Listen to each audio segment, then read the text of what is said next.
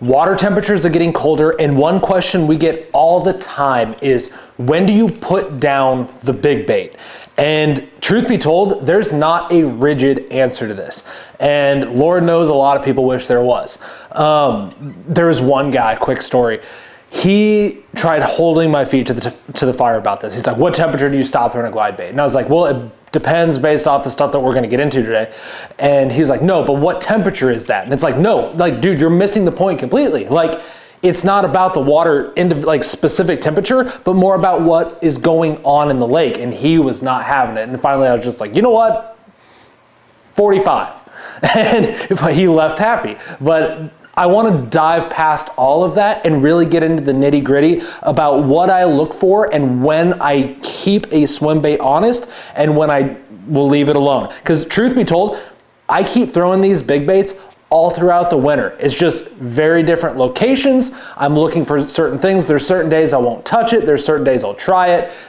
There's just different aspects that go into it. So let's get into those now. The most important aspect of throwing these big baits is what bait is around. So whether you're fishing shallow, whether you're a scoper, not a scoper, whatever, but get shallow, kind of look around for bait activity. If you're seeing a bunch of bait up shallow, if you're seeing bluegills up shallow still, if you're seeing just a lot of life up shallow, great sign to keep that glide bait honest. That big swim bait bite has not died off yet. So as long as you're seeing fish poking around on the bank, I believe that there's a big swim bait bite to be had. Now, if you're sinking these down and you're a scoper, your time frame that you're going to utilize these big baits continues on throughout the year much more than if you're just exclusively fishing shallow with no live scope.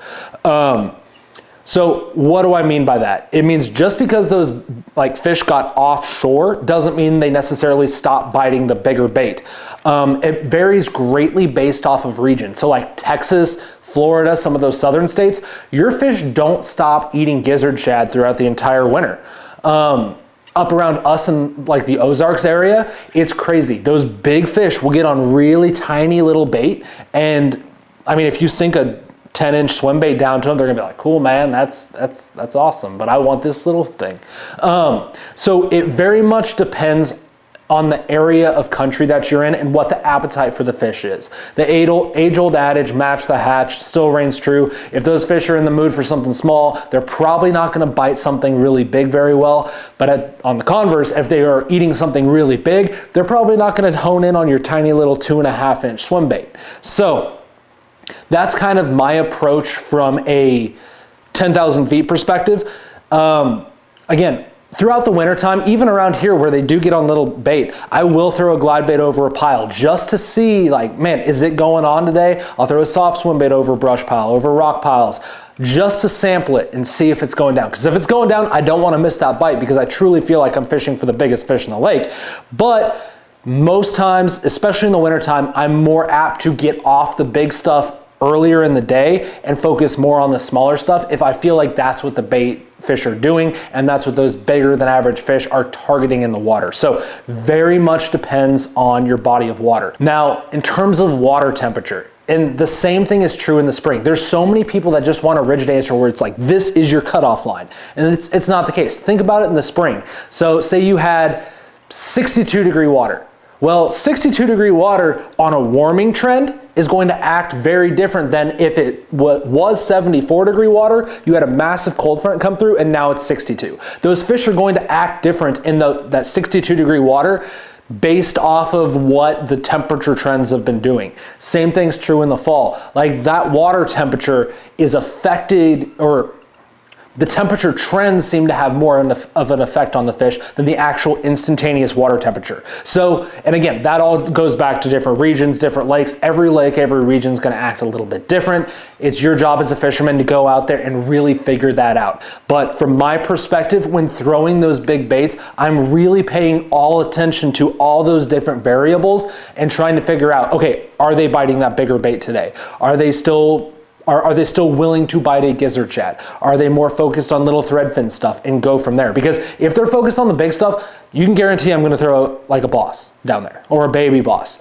You have so much pulling power with it. You can get really aggressive with it even on scope when you're fishing down there in front of those fish, you can get really, really aggressive with it. And it's really like a big jerk bait.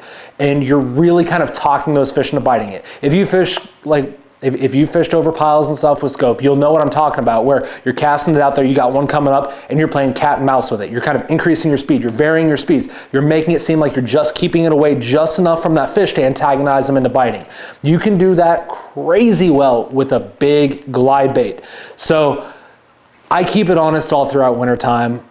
A lot of people put it down.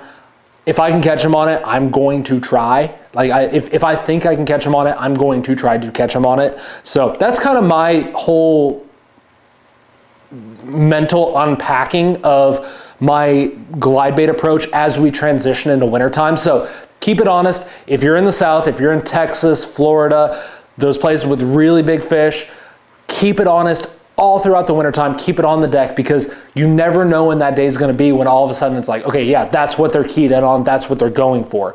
Not saying that they don't get on little tiny bait in Texas, because they do, but they're more apt to still pay attention to the bigger stuff in the wintertime, as opposed to like up around here on like Lake of the Ozarks and Table Rock, where there seems to be a drop off substantially over time with the size of baits that they're willing to chase. Like right now in the fall, like it's mid to late November, like they're still munching a 10-inch swim bait on Table Rock, but that number of bites you get in a day is going to start dwindling off over time. So if you got any more questions on like throwing these big swim baits and like kind of what to look for and stuff, drop them in the comments below. I'd appreciate a subscribe to the channel. Thanks guys, we'll see you next time.